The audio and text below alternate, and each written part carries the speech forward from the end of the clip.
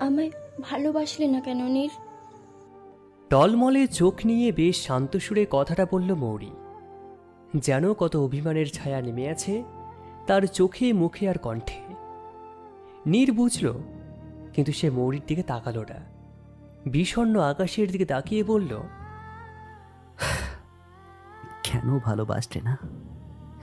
তোর এই কথার প্রত্যুত্তর হিসেবে আমার কোনো শব্দ জানা নেই ফুল। তবে এটা বলতে পারি, আমি ভালোবাসার ধরন ভুলে গেছি, ভালোবাসতে ভুলে গেছি। আমি ভালোবাসতে পারি না ফুল। আমার মাঝে কি কখনো তুমি ভালোবাসা খুঁজে পাওনি নীর? কারোর মাঝে ভালোবাসা খুঁজে পেলেই তো ভালোবাসতে শেখা যায়।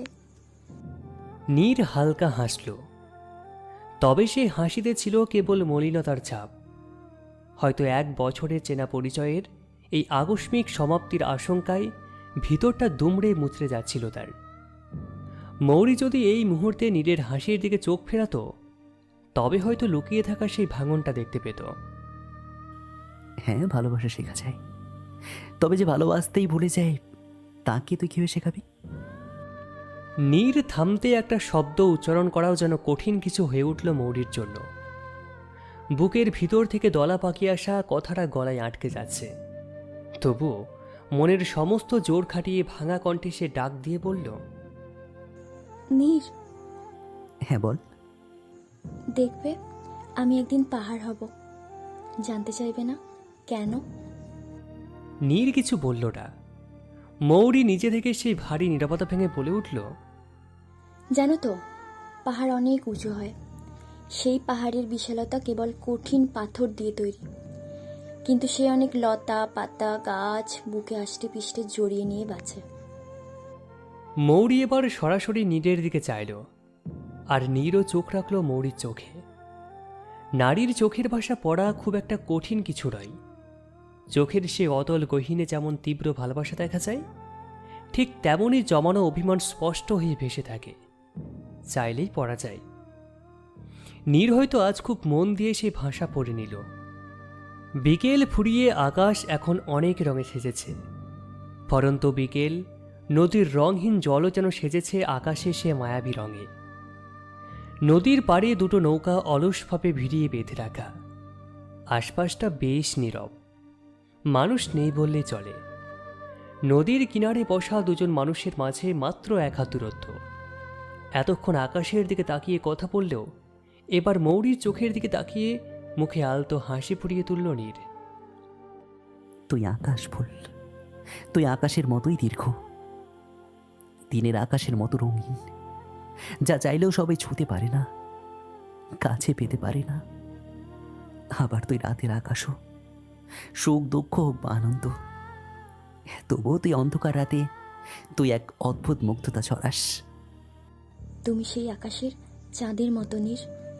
প্লিজ তুমি আলো ছড়িয়ে দাও। হুম, আমি এক টুকরো ফুল ফুল।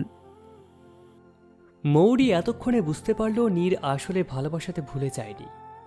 সে কেবল এক অজানা আশঙ্কায় খুব ভয় পেয়ে যাচ্ছে। সে আরও একটু নিবিড় করে নীরের দিকে তাকালো। নীর, হ্যাঁ বলো। পাহাড়ও একদিন নরম হয় যদি কেউ ধৈর্য নিয়ে তার পাশে দাঁড়ায়। আর তুমি তো মানুষ মাত্র। আমি তো তোমার পাশে থেকেছি নীর, এখনো আছি। নীর আর কিছু বলতে পারল না। বুকের ভিতরটা আজ একটু বেশি অগোছালো লাগছে তার। যেন কোথাও একটা মস্ত বড় ভুল হয়ে যাচ্ছে। কি ঠিক নেই, সে কিছুতেই বুঝতে পারছে না। আর কথা বাড়াতে না পেরে সে নদীর জল থেকে পা উঠিয়ে দাঁড়িয়ে গেল। হাঁটুর নিচ অব্দি ভাঁজ করে রাখা প্যান্টটাকে টেনে ঠিক করে নিল। মৌরি তার এই আকস্মিক দূরত্ব তৈরি করাটা স্তব্ধ হয়ে দেখল। সন্ধ্যা হয়ে যাচ্ছে, চলো যাওয়া যাক। নীর, রাখবে না আমার কথাটা? অনেক সময় হয়েছে, চলো এখন। মৌরি বুঝল নীর আর কোনো মতেই কথা এগোতে চাচ্ছে না, নিজেকে গুটিয়ে নিচ্ছে। মৌরির চোখ আবার নোনা জলে ভরে উঠল। এই কঠিন অচেনা নীরকে সে চেনে না। বিকেলের সেই নদীর পাড় থেকে মেইন রাস্তা অবধি দুজন পাশাপাশি হেঁটে এলো। কেউ কারোর সাথে একটা কথাও বলল না। এরপর একটা রিক্সা নিল তারা। রিক্সা চলছে, অথচ দুজনের মাঝে কোনো কথা নেই, তবে চারপাশটা কিন্তু নীরব নয়। কলকাতার ব্যস্ত রাস্তা, আশপাশে রিকশার ক্রিং ক্রিং শব্দ, গাড়ির হর্নের তীব্র আওয়াজ। সন্ধ্যা হলে যেন কলকাতা এক নতুন রূপে সেজে ওঠে। এই সময় কলকাতার রাস্তার মানুষের ব্যস্ততার শেষ নেই। দিনের আলোর বদলে পুরো কলকাতা তখন আলোকিত হয় কৃত্রিম ইলেকট্রনিক আলোতে, যা কলকাতার সন্ধ্যাকে এক অন্যরকম রূপ দেয়। কিন্তু সেই আলোর রোশনায় তাদের ভিতরের অন্ধকার দূর করতে পারছিল না। রিকশা এসে থামল মৌরির বাসা থেকে একটু দূরে, তবে খুব বেশি দূরে নয়। মৌরি নামার আগে শেষবারের মতো একবার নীরের মুখে চোখ রাখল। প্রতিবারের মতো এবারও নীর স্বভাবসুলভ অল্প একটু চেনা হাসি এসে বলল, ভালো থাকিস বল, নিজের যত্ন নিতে ভুলবি না কিন্তু। মৌরি এই স্নান হাসি দেখে আর কোনো কথা বলতে পারল না। ভিতর থেকে সবকিছু যেন এক নিমেষে ভেঙে চুরমার হয়ে যাচ্ছে তার। সে আস্তে করে রিকশা থেকে নেমে বাসার দিকে পা বাড়ালো। শরীর যেন অসাড় হয়ে আসছে, পা চলতেই চাইছে না। চোখেও চারপাশের সবকিছু ঝাপসা লাগছে। তবে এই কান্না ভেজা চোখ নিয়ে সে আর একটি বারও পিছন ফিরে তাকালো না। ফিরলে হয়তো সে একটু অবাক হতো, দেখতে পেত নীরের চোখের কোণাটা চিকচিক করছে। কিন্তু অভিমানী মন নিয়ে কিভাবে ফিরবে? বড্ড অগোছালো একজন মানুষকে ভালোবেসে গুছিয়ে নিতে চেয়েছিল সে, অথচ শেষে কিনা তাকে বিদায় বেলায় যত্ন নেওয়ার কথাটা বলতে পারল না। মৌরি যখন লোহার গেট দিয়ে ভিতরে ঢুকল, ঠিক তখনই নীরের রিকশাটা আবার উল্টো পথে চলতে শুরু করল। এরপর কেটে গেল দীর্ঘ একটা বছর। না, তাদের আর কোনো যোগাযোগ হয়নি। মৌরি ভেবে নিয়েছিল নীর হয়তো তার কাছে চিরতরে মুক্তি চাই, তাই সে আর কোনো দিন ফোন করেনি, পাঠায়নি কোনো ছোট বার্তা। নীরও আর যোগাযোগ করার চেষ্টা করেনি। হয়তো সেও এটাই চেয়েছিল। এক বছরের এই দীর্ঘ বিরতিতে দুজনের মাঝে এক বিশাল অদৃশ্য দেওয়াল তৈরি হয়ে গিয়েছিল। আজ আষাঢ় মাসের ঠিক শুরুর সময় হঠাৎ হঠাৎ আকাশ ভারী হয়ে উঠছে। কখনো ঝুম বৃষ্টি নামছে, তো কখনো মুষলধারে। আষাঢ়ের আকাশ প্রায় সময় অল্প শুভ্র রঙের মেঘের আড়ালে গাঢ় কালো রঙে সেজে ওঠে। দেখতে খুবই আকর্ষণীয় লাগে, যেন আকাশের বুকে কোনো গভীর বিষণ্ণতা লুকিয়ে আছে। বৃষ্টির পর মাটি থেকে এক অদ্ভুত সোদা গন্ধ ভেসে আসছে। বছরের অন্যান্য সময়গুলোতে এই মাটির ঘ্রাণ এমন তীব্রভাবে মেলে না। আবার বাতাসের সাথে কেমন কৃষ্ণচূড়া, পলাশ আর বেলি ফুলের একটা মিশ্র ঘ্রাণের আমেজ পাওয়া যাচ্ছে। এ সময় প্রকৃতিতে কত রকমের ফুলের মেলা বসে। আষাঢ়ের প্রকৃতির এই রূপ মৌরিকে খুব করে টানে, কেমন যেন মোহিত করে নেয়, তাকে এক অজানা গভীরে ডুবিয়ে দেয়। হয়তো প্রতিটি প্রকৃতিপ্রেমীকেই এভাবে বৃষ্টির গান, মাটির ঘ্রাণ আর ফুলের সুবাস ব্যাকুল করে তোলে। তবে এখন বৃষ্টি নেই বললে চলে, কেবল আকাশটা মেঘলা হয়ে আছে, এই বুঝে আবার নামবে। মৌরি ধারাতে ধরা পছন্দের বইটা সাইডে রেখে একটা প্রাণ খুলে দীর্ঘশ্বাস নিল। হয়তো ভিতরের সমস্ত জমানো আক্ষেপ বের করার এটাই তার একমাত্র উপায়। কফির মগটা হাতে তুলে সে জানালার ধারে দোলনায় গিয়ে বসল। সময় কত দ্রুত গতিতে এগিয়ে যায়। দেখতে দেখতে একটা বছর কেটে গেল, তবে অপেক্ষার দিনগুলো বোধহয় একটু বেশি ধীর গতিতে এগোয়। সেই যে এক বছর আগে একটা মানুষকে দেখল, এরপর আর দেখতে পেল না। হঠাৎ জানালা দিয়ে কিছু একটা ছুঁড়ে মারার শব্দে সে একটু চমকে উঠল। ফ্লোরের দিকে তাকাতেই দেখতে পেল গোল করে মোড়ানো একটি কাগজ পড়ে আছে। কৌতূহল নিয়ে জানালা দিয়ে নিচে তাকাতেই একটি ছোট্ট ছেলেকে দাঁড়িয়ে থাকতে দেখা গেল। মৌরি দ্রুত উঠে কাগজটাকে হাতে নিল। কাগজের ভিতরে ভারী করার জন্য ছোট্ট ইটের খোয়া জড়ানো। সাদা কাগজে খুব ছোট্ট করে একটা কথা লেখা, আপু একটু নিচে আসবেন প্লিজ। মৌরি একবার ভাবল যাবে না, তবে মনের ভিতর যেন একটা চঞ্চলতা তৈরি হলো। বেড়ে রাখা ওড়নাটা গায়ে জড়িয়ে সে ঘর থেকে বেরিয়ে গেল। নিচে এসে দেখল যেমনটা ভেবেছিল তেমন কিছুই না। ছোট্ট একটা ছেলে, দুষ্টুমি করার মতো বয়সও না। ছেলেটার কাছে এগিয়ে গেল সে, তবে কোনো প্রশ্ন করার আগেই হাতের মধ্যে ভাঁজ করা আরেকটি কাগজ গুজে দিয়ে ছেলেটা এক ছুটে সেখান থেকে দৌড়ে পালিয়ে গেল। মৌরি অবাক না হয়ে পারল না। হাতের দিকে তাকাতেই দেখতে পেল ভাঁজ করা একটা কাগজ। সেটা খুলতেই তার চোখ আটকে গেল। চেনা হাতের লেখা। সেখানে লেখা, কৃষ্ণচূড়া গাছের নিচে অপেক্ষায় রইলাম। আর কিছুই লেখা নেই। মৌরি আর দেখার চেষ্টাও করল না। ঝাপসা চোখে সে দ্রুত পা বাড়ালো মাঠের পাশে দাঁড়িয়ে থাকা সেই পুরনো কৃষ্ণচূড়া গাছটার দিকে। কিন্তু সেখানে গিয়ে সে কাউকেই দেখতে পেল না। চারপাশটা ফাঁকা। মৌরির গাল বেয়ে টুপটুপ করে এক ফোঁটা জল গড়িয়ে পড়ল। কিছুক্ষণ সেভাবেই হতাশ হয়ে দাঁড়িয়ে রইল সে। ঠিক তখনই তার নজর গেল গাছের শেকড় ঘেঁষে রাখা একটা জিনিসের দিকে। একটা সুন্দর পাখির খাঁচা, যার মধ্যে দুটো ছটফটে সাদা পায়রা। আর সেই খাঁচার ঠিক উপরটায় পরম যত্নে রাখা একটা বকুল ফুলের তাজা মালা। মৌরি আলতো করে খাঁচাটা হাতে তুলে নিল। দেখতে পেল খাঁচার নিচে একটা খাম। চিঠির উপর কোনো নাম লেখা নেই। তবে সব ক্ষেত্রে তো মানুষের নাম ব্যবহার করতে হয় না। শুধু চেনা কিছু শব্দ আর প্রিয় ডাকের মাঝে মানুষের আসল পরিচয় লুকিয়ে থাকে। খাম থেকে চিঠি বের করে ভাঁজ খুলতেই ভেসে উঠল সুন্দর গোছানো হাতের লেখা। মৌরি চিঠির পাতায় চোখ রাখল। চিঠিতে লেখা ছিল, ফুল কেমন আছিস জানতে চাইবো না।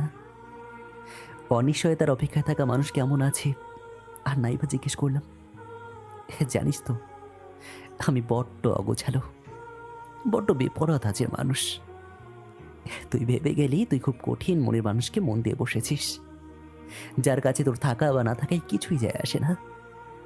অথচ তুই চিঠি পেতে পছন্দ করতিস বলে আমাদের মাঝে নিয়মিতই চিঠি আদান প্রদান হতো। চিঠির সঙ্গে তোর প্রায় পায়রার আবদার থাকতো, তবে আমি ইচ্ছে করেই কখনো দিইনি। পায়রাগুলো যে মুক্ত আকাশে উড়িয়ে দেওয়ার ইচ্ছে থাকতো তোর, সেই জন্যই দিতাম না। বকুলের মালাও তোকে দিইনি, কারণ আমার বড্ড হিংসে হতো। আমি ছাড়া তুই অন্য কোনো কিছুতে মুগ্ধ হবি, বারবার ছুঁয়ে মুচকি হাসবি, সেটা আমি সহ্য করতে পারতাম না, তাই দিইনি। চিঠি দিতাম কারণ আমি জানতাম আমার ফুল প্রতিদিন পুরনো চিঠিগুলো পরম মায়ায় বারবার পড়ে নেবে। যেদিন তুই টলমলো একজোড়া চোখে আমার দিকে চেয়ে তোর ভালোবাসা প্রকাশ করলি, বোধহয় সেদিনই আমার ভেতরটা ওলট পালট হয়ে গেছিল কিছু একটা। কোথাও শুনেছিলাম ভয়ঙ্কর হয় নারীর ভালোবাসা, তার চাইতেও হয় ভয়ঙ্কর ঘৃণা। তবে নারীর সবচাইতে ভয়ঙ্কর জিনিসটা হলো তার একজোড়া চোখ। নারীর একজোড়া ভেজা চোখে আস্ত একটা মানুষকে খুন করা সম্ভব, যেটা তুই সেদিন খুব সহজেই আমাকে করেছিলি। তবে বুঝতে পারিনি এতটা ভয়ঙ্কর হবে সেই খুন। শেষ দেখায় আমি খুব করে চাইছিলাম তুই অন্তত একবার পিছু ফিরে যা, একবার এসে বল আমি কোথাও যাচ্ছি না। কিন্তু আমার অভিমানী ভুল আর ফিরল না। জানিস তো, আমি সহজে কিছু প্রকাশ করতে পারি না, তাই তো সেই দিনের পর তোর কাছে আর সহজে ফিরতেই পারিনি। আস্তে আস্তে একা থাকতে থাকতে বুঝলাম আমি আসলে ভালোবাসতে ভুলিনি। তোর ভাষাতে যাকে বলে ভালোবাসতে বড্ড ভয় পেতাম, তবে ফুলের ক্ষেত্রে আমার কোনো ভয় ছিল না। পুরো চিঠিটা পড়তে পড়তে মৌরির চোখের জলে চিঠির অক্ষরের লেখাগুলো ঝাপসা হয়ে ভিজে উঠল। বুকের ভিতর থেকে এক তীব্র কান্নার বেগ উপচে পড়ছে তার। এতদিন ধরে মনের মধ্যে যে ভুল ধারণা এসে পুষে রেখেছিল তা এক নিমেষেই ধুয়ে গেল। অভিমানী মৌরি শেষ মুহূর্ত পর্যন্ত চিঠিটা হাতে নিয়ে চারিদিকে সাগ্রহে অপেক্ষা করল নীরের জন্য। বেশ কিছুক্ষণ কেটে গেলেও চারপাশটা আগের মতো শূন্য রইল, কেউ আসলো না। মৌরি চোখের জল মুছে একটা দীর্ঘশ্বাস নিল। সে খাঁচার দরজাটা খুলে দিয়ে পায়রা দুটোকে মুক্ত আকাশে উড়িয়ে দিল। চিঠি আর বকুলের মালাটা শক্ত করে হাতে নিয়ে সে যখন চলে যাওয়ার জন্য পা বাড়ালো, ঠিক তখনই পিছন থেকে এক অতি পরিচিত বহু আকাঙ্ক্ষিত ডাক শুনে সে থমকে দাঁড়িয়ে গেল। ফুল। হ্যাঁ, সে ঠিক শুনেছে, চেনা কণ্ঠস্বর। ঝট করে পিছনে ফিরতেই সে দেখতে পেল নীর দাঁড়িয়ে আছে। কৃষ্ণচূড়া গাছটার ঠিক পিছনের দিকটাই এতক্ষণ আড়ালে দাঁড়িয়েছিল সে। মৌরি স্তব্ধ হয়ে গেল। তবে আর এক পাও সামনে এগোলো না। এবার নীর নিজেই হেঁটে মৌরির একদম সামনে এসে দাঁড়ালো। মৌরির অশ্রু সজল চোখে চোখ রেখে স্বভাবসুলভ সেই চেনা মুচকি হাসি হেসে বলল, পুরনো চিঠি পড়িস হুম রোজ? হুম ফুল, হুম বলো। তুই সত্যি আকাশ হবি, আর আমি তোর সেই দিনের কথার মতো চাঁদ হব। মৌরি আর কিছু বলতে পারল না। অতিরিক্ত আবেগে তার গলার কাছের কথাটা আটকে আসছে। নীর মৌরির এই ভিতরের ঝড়টা হয়তো বুঝতে পারল। সে নিজে থেকে অপরাধীর মতো নরম সুরে বলল, সেই দিন রিক্সা থেকে নেমে একবার পিছু ফেলে আমাদের মাঝে এই 1 বছরের দূরত্বটা হতো না প্রিয় ফুল। সেদিন শুধু তোর চোখই ভেজেনি, সাথে আরও একজোড়া চোখ যা বহু বছর কোনো দিন কাঁদেনি। সেই চোখও তোর অভিমান দেখে কেঁদেছিল। আষাঢ়ের মেঘলা আকাশটার বুক চিরে তখন হালকা ফোঁটায় বৃষ্টি নামতে শুরু করেছে। বকুলের সুবাস আর কৃষ্ণচূড়ার ছায়ায় দাঁড়িয়ে থাকা দুটি মানুষ অবশেষে 1 হাত দূরত্বের সীমানাটা মুছে দিল। একটু পর বৃষ্টিটা এবার একটুখানি জাঁকিয়ে এলো। বড় বড় ফোঁটায় ভিজিয়ে দিতে লাগলো কৃষ্ণচূড়ার পাতা, চারপাশের ঘাস আর মুখোমুখি দাঁড়িয়ে থাকা দুটো মানুষকে। কিন্তু আজ আর কারোর মাঝেই বাড়ি ফেরার তাড়াহুড়ো নেই। নীর আলতো করে মৌরির হাত থেকে চিঠির খাম আর বকুলের মালাটা নিজের হাতের মধ্যে নিল। এতগুলো দিন কিভাবে পারলে নীর? একটা বারও মনে পড়েনি এই ফুলের কথা? নীর মৌরির চোখের জল নিজের আঙুল দিয়ে মুছিয়ে দিয়ে বলল, মনে পড়ার জন্য তো ভুলে যেতে হয় ফুল। তোকে তো আমি বলতেই পারিনি। প্রতিদিন কলকাতার এই জ্যামের রিক্সা শব্দে শুধু তোর ওই শান্ত সুরটাই কানে বাজতো আমার। আমায় ভালোবাসলে না কেন নীর? তখন না নিজের ওপর বড্ড রাগ হতো রে। তাহলে আসতে তো দেরি হলো যে? নিজেকে গুছিয়ে নেওয়ার একটা লড়াই করছিলাম, তোর পাশে দাঁড়ানোর মতো যোগ্য হতে চাইছিলাম। যে মানুষটা নিজেই অগোছালো সে তোকে আগলে রাখবে কি করে বল? তবে আজ দেখ, আকাশটা আমাদের উপর কেমন রং সরাচ্ছে। মৌরি আর নিজেকে ধরে রাখতে পারল না। নীরের কাঁধে মাথা রেখে শান্ত হয়ে দাঁড়িয়ে রইল। 1 বছরের জমানো সব অভিমান, কষ্ট আর দীর্ঘশ্বাস এই বৃষ্টির জলের সাথে মিশে মাটির গভীরে হারিয়ে গেল। নীর তার 1 হাত দিয়ে মৌরিকে শক্ত করে জড়িয়ে ধরল। এই প্রথম মৌরি অনুভব করল পাহাড় সত্যিই নরমময়, যদি তার বুকে ভালোবাসার ছোঁয়া লাগে। বৃষ্টি থামার পর চারপাশটা এক অদ্ভুত স্নিগ্ধতায় ভরে উঠেছে। গাছের পাতা থেকে টুপটুপ করে পানি ঝরে পড়ার শব্দ ছাড়া আর কোনো শব্দ নেই। তারা দুজন আবার সেই পুরনো চেনা রাস্তায় এসে একটা রিক্সা নিল। তবে আজকে রিক্সা ভ্রমণটা 1 বছর আগে সে বিকেলের মতো নিঃশব্দ আর ভারী ছিল না। এরপর নীর মৌরির হাতে বকুলের মালাটা পরিয়ে দিতে দিতে বলল, এখন থেকে প্রত্যেক দিন এই বকুলের মালা পরবি, আর হিংসে করবো না, কথা দিচ্ছি। সত্যি তো? নাকি আবার কোনোদিন হুট করে হারিয়ে গিয়ে বলবে ভালো থাকিস ফুল? নীর মৌরির হাতটা নিজের হাতের মুঠোয় নিয়ে শক্ত করে চেপে ধরে বলল, আর কোনো দিন না। এখন থেকে তুই যেখানে যাবি অগোছালো মানুষটাও তোর পিছু পিছু যাবে। তুই তো আমার আকাশ, আর আকাশকে ছেড়ে চাঁদ কখনো দূরে থাকতে পেরেছে বল? রিকশাটা কলকাতার চিরচেনা ব্যস্ত সড়ক ধরে এগিয়ে চলল। সন্ধ্যার ইলেকট্রনিক আলোগুলো আজ মৌরির চোখে আর কৃত্রিম লাগছিল না, বরং মনে হচ্ছিল পুরো শহরটাই যেন তাদের এই ফিরে আসাকে আলো দিয়ে উদযাপন করছে। মৌরি নীরের দিকে তাকিয়ে মনে মনে বলল, তুমি এক টুকরো ভুল নও নীর। তুমি আমার জীবনের সবচেয়ে সুন্দর সঠিক সিদ্ধান্ত। দুজনের হাতের বাঁধনটা আর একটু শক্ত হলো। 1 বছর আগের সেই 1 হাত দূরত্বের সীমানা আজকে চিরতরে মুছে গিয়ে এক নতুন গল্পের জন্ম দিল।